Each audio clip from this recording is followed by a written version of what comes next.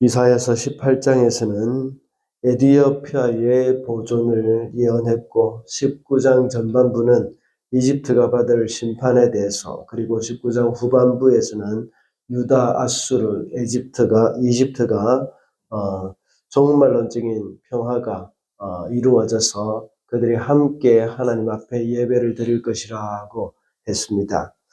유다가 아수르의 침략을 대비하기 위해서 이집트를 의지하고 있었기 때문에 이사야는 유다가 의지하는 이집트는 곧 망할 것이라는 것을 계속해서 예언을 하고 있습니다. 그리고 그 심판의 현장에는 하나님의 임재가 있고 자연재해가 있고 또 심판의 현장에 혼란의 영이 있을 것이라고 예언을 했습니다. 오늘 본문에는 이집트가 패망하여서 포로로 잡혀갈 것이라고 말씀하고 있습니다. 그래서 하나님은 이사야에게 말씀하셔서 벗은 몸과 맨발로 다니면서 예언을 하라고 명령하였습니다.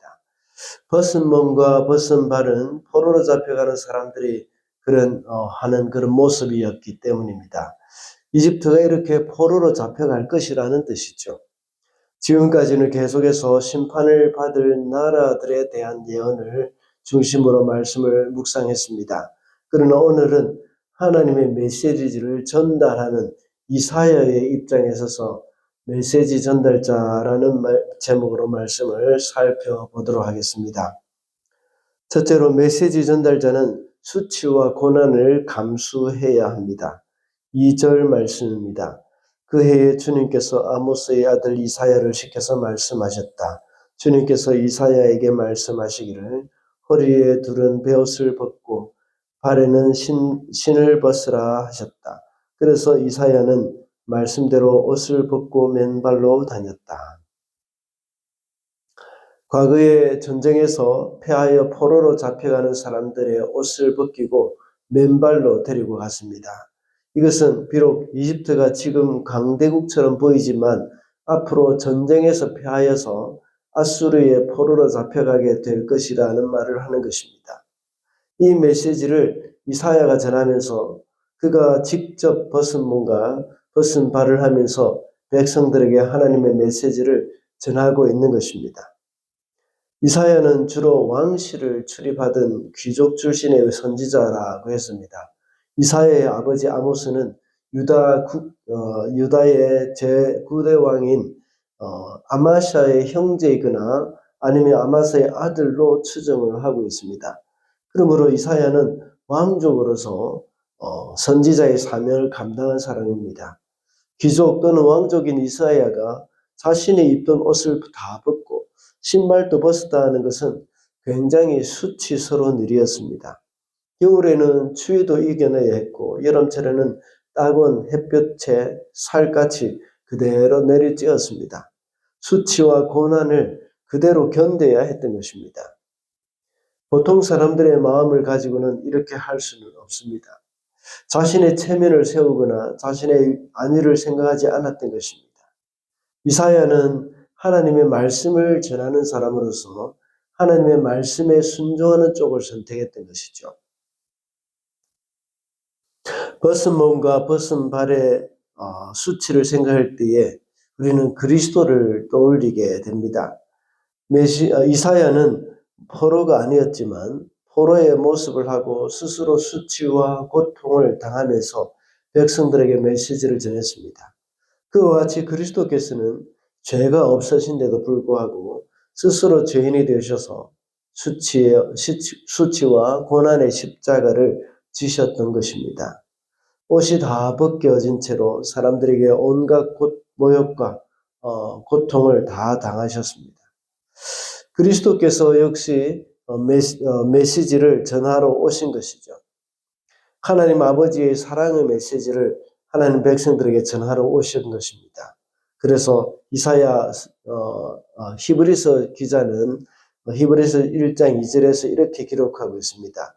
이 모든 날 마지막에는 아들을 통하여서 우리에게 말씀하셨으니 이 아들을 만유의 상속자로 세우고 그로 말미암아 모든 세계를 지으셨느니라. 아들을 통하여서 우리에게 말씀하셨다고 말씀하고 있습니다. 우리 성도들은 그리스도를 본받아 살아가는 사람들입니다. 하나님의 메시지를 이 땅의 사람들에게 전하기 위해서 감수해야 할 대가, 이것을 기꺼이 지불하고자 하는 마음이 우리 가운데도 역시 있어야 하는 것입니다. 예수께서 제자들을 파송하시면서 하신 말씀이 있습니다. 양을 이리떼 가운데 보내는 것과 같다고 하셨습니다. 그만큼 메시지를 전하는 일에는 위험이 있다는 말입니다. 그리고 이 동네에서 박해하거든 저 동네로 피하라고 말씀하셨습니다.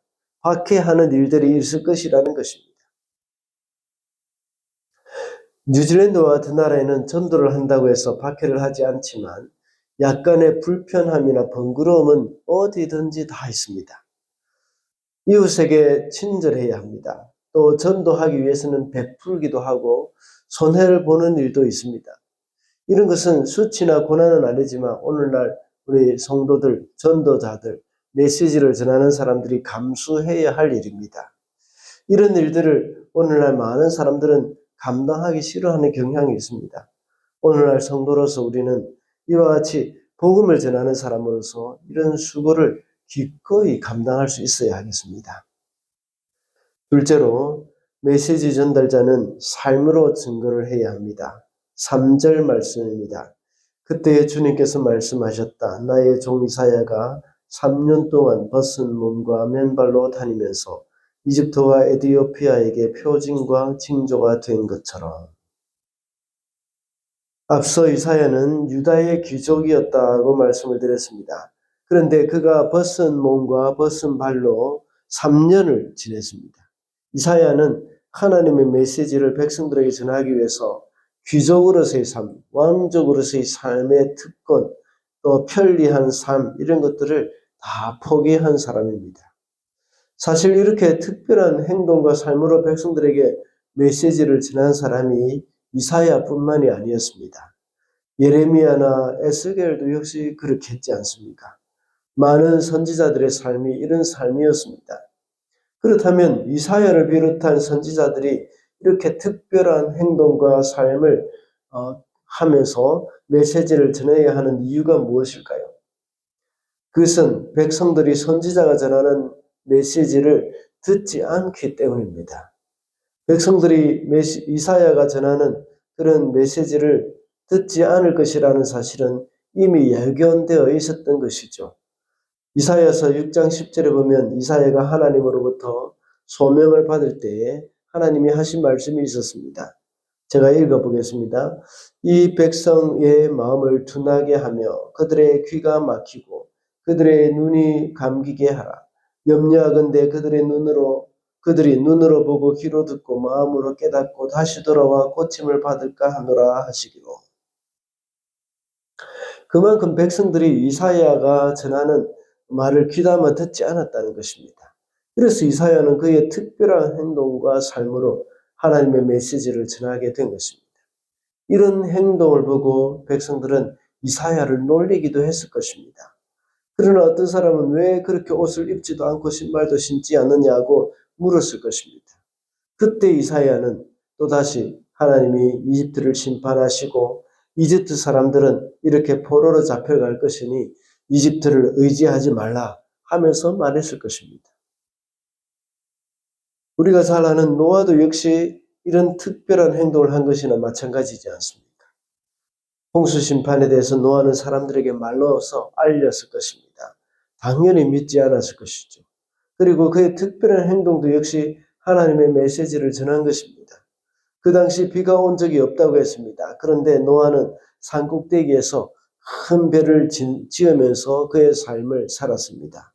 이것이 노아가 세상 사람들에게 주는 메시지였습니다. 사람들은 노아에게 물었을 것입니다. 왜 산꼭대기에 배를 만드느냐고 했을 것입니다. 그때 노아는 또다시 하나님이 물로서 심판하실 것이라고 이렇게 메시지를 전달한 것입니다.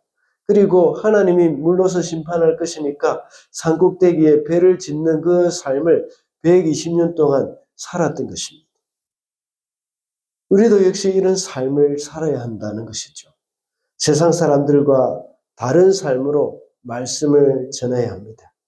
세상 사람들은 모두가 탐욕스러운 삶을 살고 또 쾌락을 쫓아 살아갈 때에 우리 성도들은 검소하고 경건한 삶을 살아가는 것이 바로 특별한 행동입니다.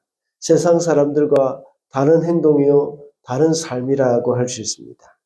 그렇게 할 때에 베드로 사도와의 말과 같이 우리에게 소망에 관한 이유를 묻는 사람들이 있을 것입니다. 그때에 우리는 그들에게 하나님의 메시지를 전할 수가 있어야 하겠습니다. 말씀을 맺겠습니다. 오늘은 메시지 전달자라는 제목으로 말씀을 살펴봤습니다. 메시지 전달자는 수고와 고난을 감수해야 한다고 했습니다. 그리고 메시지 전달자는 삶으로 증거를 해야 한다고 했습니다. 오늘도 주어진 하루를 메시지 전달자로 살아가는 저와 여러분이 되시기를 바랍니다.